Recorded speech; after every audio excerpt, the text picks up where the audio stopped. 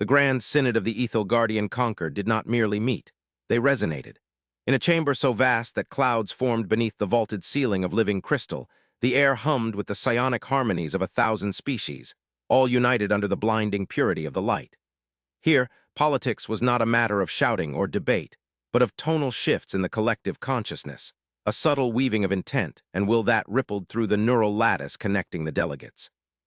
High Counselor Vrax, a being of towering height whose carapace shimmered with the iridescent hues of a dying nebula, stood at the apex of the amphitheater, his multifaceted eyes reflecting the starlight that streamed through the transparent dome.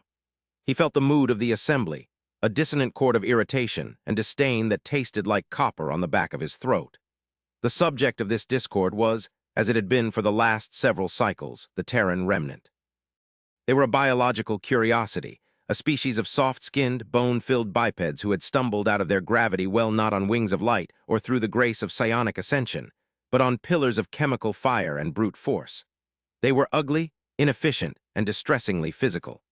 Vrax adjusted the ceremonial mantle of woven light that draped over his shoulders, a garment that signified his authority over the core systems. He projected a thought of calming azure into the mental sphere, bringing the murmuring delegates to a respectful silence. The Terran petition lay before them, not as a digital file or a telepathic packet, but as a physical object, a crude, flat tablet of polymer and silicon that the humans had insisted on presenting. It was an artifact of their stubborn attachment to matter, to the tangible, which the conquered found quaint at best and repulsive at worst. The petition was simple, desperate, and pathetic. The humans, confined to the desolate buffer zone of the Perseus Arm, were starving. Their stars were cooling, their resources depleted by the centuries of struggle it had taken them to reach the galactic stage. They asked for energy condensers. They asked for matter weavers. They asked for the crumbs of the conquered's infinite table. A ripple of amusement drifted from the delegation of the Solari, ethereal beings of gas and light who viewed solid matter as a vulgarity. Their thought voice was like the chiming of glass bells. They ask for the fire of the stars, the Solari representative projected, the thought dripping with condescension. They who still burn carbon to warm their nests. To give them high tech would be to give a razor to a larva. They would only cut themselves, or worse, scar the beauty of the cosmos. Vrax felt the agreement swell in the chamber. The conquered was an empire of aesthetics as much as power. Their ships were works of art, solar sails of spun diamond and hulls of singing geometry. Their weapons were focused beams of pure spectrum that erased enemies without leaving debris. The humans, with their riveted plates, their leaking fluids, their reliance on kinetic impact, were an eyesore. They were the galactic equivalent of a stain on a pristine tapestry. We cannot simply ignore them, projected the heavy, tectonic mind of the Groth, a lithoid species that served as the conquered's architects. By the Treaty of the First Light, we are obligated to provide aid to vassal species who face extinction. If the Terrans die, the bureaucratic stain will take cycles to cleanse from our records. It is inefficient. The Groth cared nothing for the humans. Vrax knew only for the symmetry of the law. If the law said help, they must help. But the law did not specify the quality of that aid. An idea, cruel and elegant, began to form in Vrax's mind. It was a solution that would satisfy the legal requirements, cleanse the conquered's own waste, and humiliate the arrogant apes who dared to demand audience with their betters. Vrax expanded his presence, his psychic voice booming like thunder across a calm sea.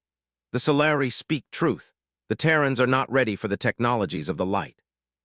They lack the discipline, the spiritual refinement. However, the Groth are also correct. We are the stewards of the galaxy. We cannot let them perish from lack of material. He paused, letting the anticipation build, feeling the curiosity of thousands of minds turning toward him. The humans love matter. They hoard it. They build their shells and their crude machines from the bones of the earth. We have in the graveyard sector of the Antares void a surplus of matter. We have the husks of the precursor dreadnoughts we defeated a millennium ago. We have the radioactive shielding from the decomplexed reactor arrays.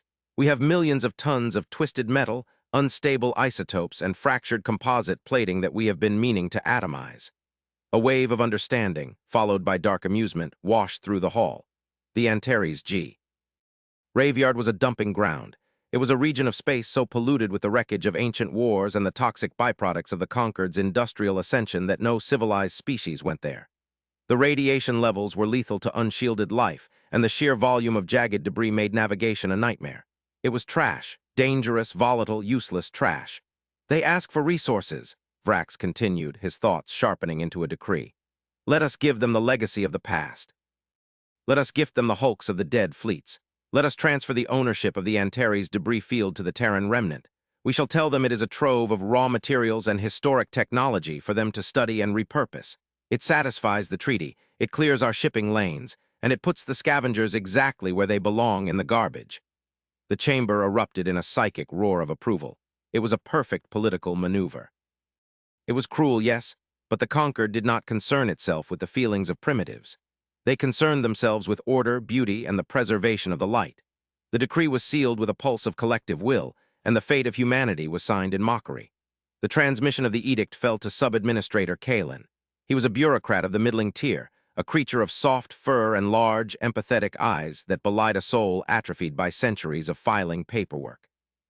He traveled not on a warship, but on a diplomatic courier vessel, a sleek sliver of silver that slipped through the fold space channels with barely a ripple. His destination was the Terran capital station, the Rusty Nail Asterisk, a name that Kalen found distressingly literal. When his ship reverted to real space, he was greeted by a sight that made his fur stand on end. The human station was a monstrosity of welded cylinders, spinning habitation rings that wobbled visibly, and docking clamps that looked like the jaws of predatory beasts. The background radiation of the system was high, the local star a sputtering orange dwarf that cast a sickly light over the fleet of patchwork ships huddled around the station. Kalen was received in an airlock that smelled of ozone, recycled air, and something acrid that his translator identified as coffee. The human delegation did not wear robes of light. They wore suits of pressurized fabric, reinforced with polymer plates scuffed and scratched from use. Their leader, a woman named Admiral Holloway, stood with a rigid posture that spoke of spinal tension and exhaustion. Her face was lined, her hair a steel gray pulled back into a severe knot. She did not bow. He extended a hand, a primitive gesture of greeting that Kalen hesitated to accept before awkwardly brushing his manipulator against her gloved palm. "Sub-administrator," Holloway said, her voice rough, vibrating in the dense air. "We received the coordinates. You are granting us the Antares sector." Kalen summoned his most diplomatic tone, projecting his voice through the translator device on his chest. "Indeed, Admiral, the High Synod in its infinite wisdom and benevolence has heard your plea. We understand that your people require substance. We have decided to grant you exclusive salvage and colonization rights to the Antares graveyard. It contains megatons of high-density alloys, rare isotopes, and the technological remnants of the Great War. It is a gift of unparalleled scale." He watched her closely, expecting anger or perhaps the dull resignation of a beggar receiving a bone. He expected her to realize the insult. Holloway did not blink. She looked at the holographic map Kalen projected, the swirling vortex of debris and radiation that marked the sector. She stared at it for a long time, her expression unreadable. Behind her, a younger officer, a man with a cybernetic eye that whirred faintly, leaned in and whispered something. Kalen's translator caught only fragments. "Shielding density, critical mass, kinetic potential." Holloway looked back at Kalen. Her eyes were dark like the void between stars, but there was a spark in them that Kalen could not identify. It was not gratitude. It was not anger. It was a calculation. "The conquered creates no waste," she said slowly, repeating a maxim of his own people. "You are giving us everything in that sector, the radiation, the slag, the broken drives."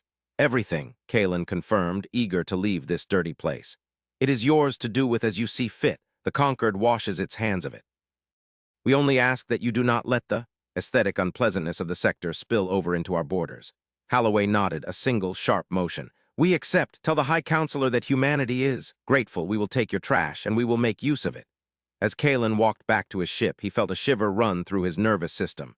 There had been no shame in them, no humility. When he looked back at the airlock, he saw Holloway. Still standing there watching him, she looked like a predator assessing the nutritional value of a meal. He shook the feeling off. They were scavengers. Let them pick through the radioactive scrap until their hair fell out and their ships rotted. The conquered had bigger concerns. Years turned into cycles. The cycles flowed into decades. In the immaculate halls of the conquered, the Terran remnant became a footnote, then a joke, and finally a memory. Reports would occasionally drift in from the automated buoys near the Antares sector. They spoke of strange energy readings, of massive gravitational anomalies, of the stars in that sector dimming as if blocked by vast clouds of dust. But the sector was a graveyard. Such readings were expected. The conquered was busy. They were expanding toward the galactic rim, uplifting promising species and refining their arts. They built spires of singing glass and ships that rode the solar winds like leaves. They forgot the humans, they forgot the gift of trash, but the universe has a way of punishing those who forget. It began on the rim. The monitoring stations went silent, not the static of a malfunction, but a profound, absolute silence. Then the colonies went dark. No distress signals, no panic, just a sudden cessation of existence. The Conquered sent a patrol fleet, the Seventh Splendor, a squadron of golden cruisers armed with the finest plasma lances. The fleet entered the silent zone and vanished. The final transmission was a chaotic scream of psychic terror that shattered the minds of the receiving telepaths on the homeworld. The threat was not a species. It was a force. They called them the Null Stars. They were vast, spherical entities of negative energy, living black holes that did not merely consume matter. They consumed the fundamental forces that held the universe together. They fed on high-energy states. They fed on lasers, on plasma, on the beautiful, refined psionic fields of the Conquered. When the Conquered's armadas engaged them, their elegant weapons served only as appetizers. The more energy the Conquered poured into the void, the stronger the Null Stars grew. They were the antithesis of the light. They were the encroaching dark. Panic, raw and unfiltered, flooded the Grand Synod. The Chamber of Crystal, once a place of harmony, was now a cacophony of fear. High Counselor Vrax, now ancient and brittle, watched the holographic tactical display with horror. The red stain of the Null Stars was spreading inward, consuming system after system. The Gilded Armada, the pride of 10,000 years, was evaporating. Their shields were useless. The Null Stars drained them in microseconds. Their hulls, built for beauty and speed, crumpled under the gravitational tides of the enemy. "We need options," Vrax screamed, his psychic voice cracking. "Where are the allies? Where are the vassal states?" "Gone," the Groth representative rumbled, his stone body showing stress fractures. "Consumed or fled. The Solari have dissolved their physical forms and retreated into the nebula, but the Null Stars are eating the gas clouds. There is nowhere to hide." "What of the kinetic weapons?" a junior strategist suggested, his voice trembling. "The old projectile cannons. We outlawed them centuries ago," Vrax snapped. "We have no factories for solid ammunition. We have no ships designed to carry the mass of such primitive weaponry. Our infrastructure is built on light and energy. We cannot rebuild an industrial base in days." The silence that followed was heavier than the gravity of a neutron star. They were the masters of the galaxy, and they were dying because they were too advanced. They had refined themselves into obsolescence. The enemy ate energy, and the Conquered was nothing but energy. "There is one signal," the communications officer whispered. The thought was faint, terrified. "From the Antares sector." Vrax froze, the graveyard, the trash heap. "The humans, are they still alive?" "The sensors detect a massive displacement," the officer reported. "Not a warp signature, not a hyperspace breach. It is physical. Something massive is moving through the normal vacuum, pushing space aside. It is heading for the front line." "A refugee fleet," Vrax dismissed, slumping in his throne. "They are fleeing just like the others. Let them run. They will be consumed last." "No, High Counselor," the officer insisted, the data flowing into the central projection. "They are not moving away from the Null Stars. They are moving asterisk toward them." The display shifted. The resolution cleared, and the Grand Synod of the Ethel Guardian Conquered stared in incomprehension. It was not a ship, it was a world. Or rather, it was a mobile moon, a chaotic, jagged agglomeration of metal that defied all laws of aesthetics. It was dark, painted in matte blacks and radiation-absorbing grays. It had no glowing engines, no elegant sails. It moved on a plume of dark fire that distorted the starlight behind it. Its surfa. Sea was a nightmare of protruding antennae, massive radiator fins, and layers upon layers of armor plating so thick it registered on the gravity sensors. It was the trash. It was the Antares graveyard welded together. The humans had not just salvaged the sector, they had become the sector. They had taken the broken hulls of the precursor dreadnoughts, the radioactive waste containers, the millions of tons of scrap, and they had forged it into a single, monolithic weapon. It was ugly, it was terrifying. It was the Warship of Whispers for despite its size, it emitted almost no energy signature. It ran cold. It ran silent. It was a hole in the universe, a solid object in a galaxy of light. "Hail them," Vrax commanded, his hope warring with his disgust. "If they are mad enough to fight, we must coordinate." The screen flickered. The face that appeared was not Halloway, but a descendant, a man with skin the color of polished bronze and eyes that had seen too much darkness. He wore a uniform made of synthetic leather, utilitarian and severe. He sat in a command chair that looked like it had been salvaged from a fighter cockpit and bolted to the deck. The bridge around him was dark, lit only by the amber glow of physical screens and the red tally lights of weapon systems. Pipes ran along the ceiling, dripping condensation. It looked like a submarine, not a starship. This is High Counselor Vrax of the Conquered, Vrax projected, trying to maintain his dignity. Terran vessel, you are entering a combat zone. The entities known as null stars are impervious to energy weapons. Turn back or you will be destroyed. The human commander leaned forward. He did not bow. He smiled, an expression that was all teeth and no humor. We know what they are, Counselor. We've been watching them eat your shiny fleets for weeks. We aren't here to join your formation. We're here to clean up the mess. You have no weapons that can harm them, Vrax insisted. That thing you are flying is made of garbage. One man's trash, the commander said softly, is another man's kinetic kill vehicle. Clear the sector, Counselor. You're in the firing line. The transmission cut. On the main tactical display, the asterisk warship of Whispers accelerated. It did not use inertial dampeners that masked mass. It used brute force fusion drives that flared with the fury of trapped stars. The ship groaned, a sound that vibrated through the vacuum, picked up by the laser microphones of the conquered fleet. The null stars, sensing the massive object, turned their attention toward it. They lashed out with tendrils of negative energy, seeking to drain the ship's shields. But the humans had no shields. The tendrils struck the hull and fizzled. The armor was not energy fields, it was layers of lead, depleted uranium, and high-density composites salvaged from the waste. It was physical matter meters thick. It ablated, it scorched, but it did not fail. The ship absorbed the hit and kept coming. They are absorbing the fire, the Groth whispered in awe. They are simply taking it. Then the whisper fired. It did not fire lasers. It did not fire plasma. Along the jagged flank of the massive vessel, thousands of airlocks opened simultaneously. From the darkness of the ship's gut, the humans unleashed the trash. Magnetic accelerators, railguns the size of skyscrapers, built from the spines of dead dreadnoughts, fired. They fired solid slugs of tungsten, iron, and compressed waste. They fired rounds the size of corvettes. The space between the Whisper and the leading null star turned into a hailstorm of metal. There was no energy signature for the null star to eat. There was only mass, relativistic, unstoppable mass. The first slug hit the null star with the force of an extinction-level asteroid. The entity, accustomed to absorbing light, shuddered as the physical object punched through its event horizon. The impact created a shockwave of gravity that distorted the surrounding space. Then the second hit. Then the thousandth. The humans were bludgeoning the gods of the void to death with rocks. It was brutal. It was primitive, it was effective. The null star, unable to feed on the kinetic energy, began to destabilize. Its form flickered. The humans didn't stop. They launched boarding torpedoes, man pods drilled into the sides of ancient reactor casings. These pods smashed into the semi-corporeal form of the enemy, releasing payloads of disruptor mines, chemical explosives, nuclear charges, things that burned and shattered rather than melted. Vrax watched in silence as the impossible happened. The null star screamed, a psychic shriek of agony, and collapsed. It imploded, unable to maintain its cohesion against the physical assault.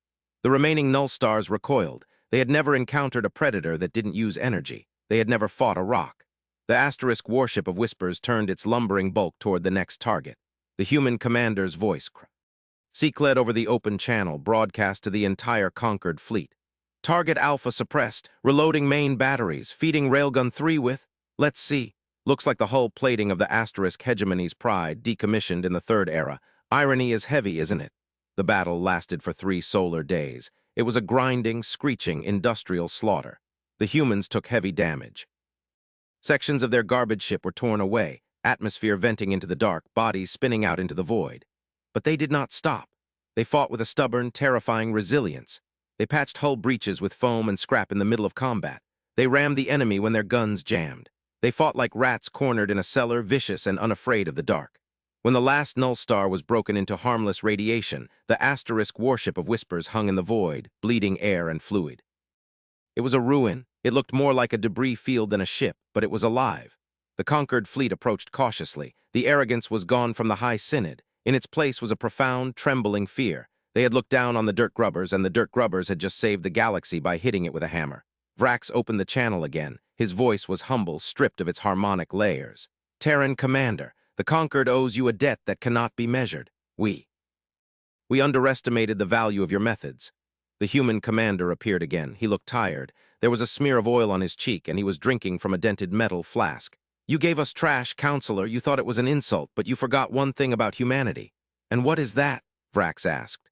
We are scavengers, the commander said, his eyes hard. We evolved on a world where we had to fight for every scrap of meat, every drop of water. You look at a broken hull and see waste. We look at it and see potential. We see a weapon. We see a home. He leaned back, the chair creaking. But there's something else you need to know. The null stars, they weren't invading. Vrax's blood ran cold. Explain. We analyzed their trajectory. We analyzed the background radiation of the debris you gave us. Turns out the precursors you fought 1,000 years ago, they didn't die out. They ran away. They ran away from something coming from the intergalactic void. The null stars were fleeing. They were the refugees. The bridge of the conquered flagship fell silent. The victory suddenly tasted like ash. Fleeing what? The Groth representative asked, his voice grinding. The human commander tapped a command on his console. A new holographic projection filled the space between the fleets. It was a waveform decoded from the ancient data cores found in the Antares trash. It was a signal. It was complex, mathematical, and terrifyingly organized. The silence, the commander said. The null stars eat energy, but the thing chasing them, it eats matter, it eats the physical. That's why the null stars were running. They were trying to find a galaxy full of energy beings like you, hoping you'd be indigestible to the real predator, but they were wrong. He paused, looking at the pristine, fragile ships of the conquered. The real enemy is coming, and it eats rocks, it eats metal, it eats flesh. Vrax looked at his own shimmering hands, then at the massive, ugly, solid bulk of the asterisk warship of Whispers asterisk. You, Vrax whispered, you are the bait. The human commander shook his head. No, we're the poison. He stood up, walking to the viewport where the stars glittered coldly. You gave us the trash of the galaxy. You gave us the heavy elements, the isotopes, the density. You thought you were burying us, but you gave us the only thing that can stop what's coming. The enemy eats matter, yes, but if you feed it enough density, enough unstable mass, enough poisonous isotopes, you can choke it. The commander turned back to the screen, a grim smile on his face. The asterisk warship of Whispers isn't just a warship, counselor, it's a bomb. We built the biggest, dirtiest, densest bomb in the history of the universe, and when that thing arrives, we're going to feed it to them. The realization hit Vrax with the force of a physical blow. The humans had known. They had spent generations in the dark, living in radiation, building their own tomb, solely to save a galaxy that despised them. They had taken the insult and turned it into a sacrifice. Why? Vrax asked, his voice trembling with a genuine emotion he hadn't felt in centuries, shame. Why save us? We gave you nothing but scorn.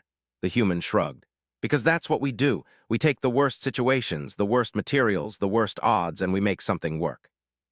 Besides, he looked around his bridge at his crew of scarred, gritty men and women working with calm precision.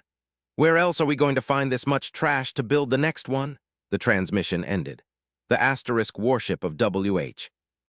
Whispers began to turn, its thrusters firing with a dirty, red glare. It was heading out past the rim into the deep dark between galaxies. It was sailing into the mouth of the ultimate enemy, a solitary mountain of metal against the infinite night. The High Conquered remained in the chamber of light, surrounded by their crystals and their art. But the silence that filled the room was different now. It was not the silence of peace.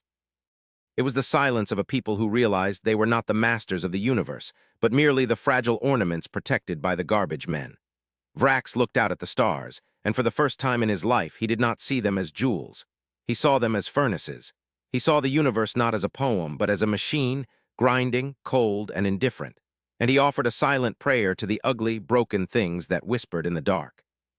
The political fallout was immediate, though the humans were not there to see it. In the cycles that followed the Battle of the Null Stars, the conquered fractured. The illusion of their invincibility had been shattered not by the enemy, but by their saviors.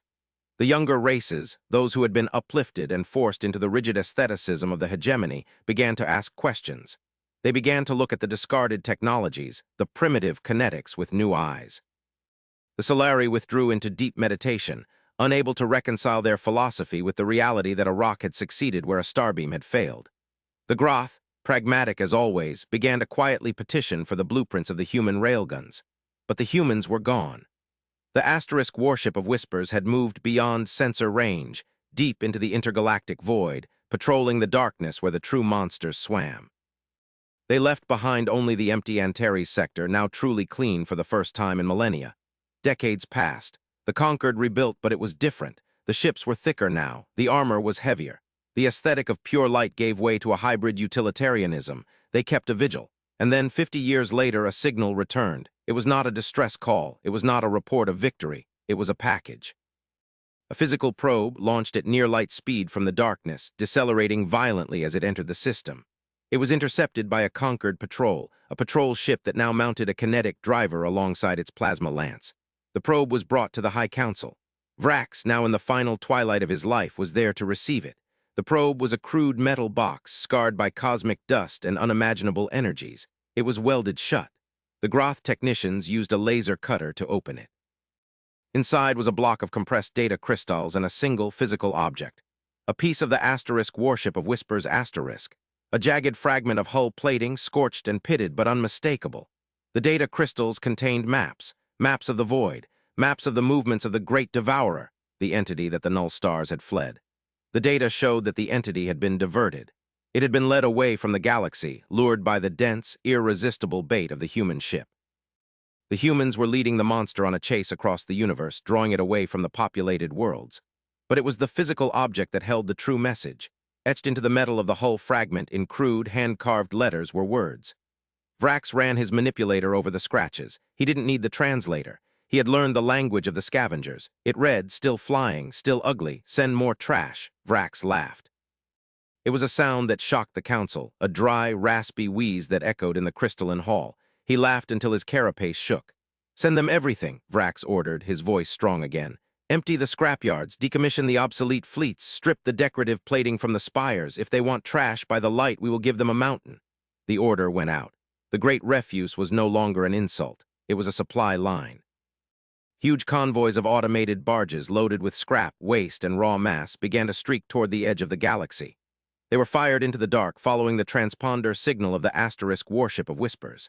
The galaxy began to funnel its debris, its mistakes, its broken history to the front line. And out in the void, where the light of the galaxy was just a smudge against the black, the humans received it. They caught the canisters of waste. They welded them to the hull. The ship grew. It became a continent. It became a world of rust and iron, bristling with guns, silent and deadly. The humans were no longer just refugees. They were the shield bearers. They were the custodians of the dark. The philosophy of the conquered shifted. They stopped worshipping the light as the only truth. They began to teach the duality of existence. Light requires a source, but survival requires a shield. They taught that while the soul might be made of starlight, the hands must be willing to touch the dirt. A statue was erected in the hall of the Synod. It was not made of crystal. It was made of iron. It depicted a human in a vac suit standing on a pile of gears, holding a welding torch like a sword. The plaque beneath it did not list a name or a rank. It simply said, "To the scavengers, who taught us that nothing is truly useless." Far away on the bridge of the Whisper Asterisk, the grandson of the commander watched the sensors. The Great Devourer was a shadow against the stars, a hunger that spanned light years. It was closing in.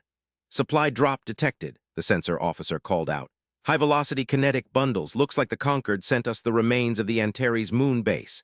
The commander grinned. "Excellent. That's a lot of mass. Get the fabricators running. We need to extend the portside armor belt." He looked at the shadow on the screen. "Come and get it," he whispered. The Warship of Whispers turned, the engines roared, and the war of attrition continued. They were the trash of the universe, and they were the hardest thing in it. They would not break. They would not shine. They would simply endure. And in the silence of the deep dark, that was the only victory that mattered. The tale of the scavenger fleet became a myth among the stars. But it was a myth that could be verified by the convoys of scrap that left the civilized worlds every cycle. The trash tithe, they called it. Every species contributed. Broken drones, reactor slag, failed prototypes. It was a ritual. To throw away was to forget. To tithe was to arm the protectors. Centuries later, a young Solari, a being of pure thought who had only ever known the peace of the inner sphere, asked an elder about the tithe. "Why do we send our refuse to the dark?" The young one asked, its mind shimmering with confusion. "Is it not unclean? Should we not atomize it into pure energy?" The elder, whose form was dim with age, rippled with a somber tone. "We do not atomize it, little spark, because matter has memory, matter has weight, energy dissipates, but iron remembers." "Remembers what?" "It remembers the fire that forged it. It remembers the purpose it was built for, the humans. They understand the soul of dead things. They wake them up." "We send the trash because out there in the cold there is a war that never ends. And in that war beauty is a liability, but a wall of garbage is salvation." The elder projected an image, a rare, grainy capture from a long-range telescope. It showed the Warship of Whispers as it was now. It was no longer a ship. It was a Dyson sphere of scrap, an artificial planet built entirely of refuse, moving under its own power. It was hideous. It was magnificent. It was scarred by the teeth of the devourer, but it was still whole. "They are the garbage kings," the elder said with deep respect, "and long may they reign." The young Solari looked at the image, at the chaos of metal and welding seams, and for the first time saw the beauty in it. It was the beauty of survival. It was the beauty of stubbornness. Will they ever come back? The young one asked. I do not think so, the elder replied. They have found their place. They are the filter. They catch the darkness so we can live in the light. The conversation faded into the hum of the collective, but the lesson remained. The galaxy spun on, a wheel of light and dark, and on the rim the scavengers worked. They welded, they patched, they loaded the guns. Shift change, the intercom blared on deck 4102 of the Whisperer Asterisk. A mechanic wiped grease from her forehead, leaving a black streak. She looked at the display screen, showing the massive delivery of scrap incoming from the Concord. Looks like a good haul today, she said to her partner. Some high-grade durasteel in that lot. About time, her partner grunted, adjusting a hydrospanner. The starboard thruster array is holding together with duct tape and prayers. We need the metal. They didn't speak of philosophy. They didn't speak of being heroes. They spoke of torque specs and weld integrity. They spoke of the job. Because they were humans, and the job was never done. The silence of the void was deep, but inside the asterisk warship of whispers it was loud. It sounded like hammers. It sounded like life, and it was enough.